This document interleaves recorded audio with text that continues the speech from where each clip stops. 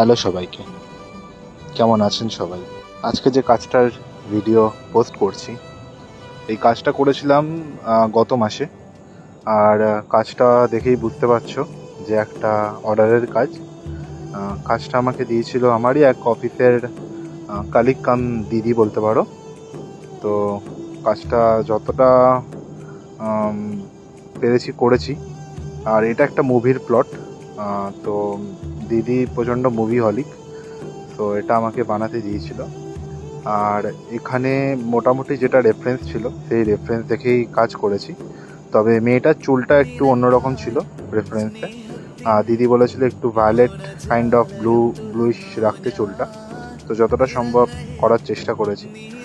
করার পরে লাস্টে দেখো গেঞ্জির ওপর এরকম দেখতে লেগেছে। কেমন হয়েছে জানিও কমেন্টে, আর ভালো লাগলে একটা শেয়ার করে দিও। টাটা।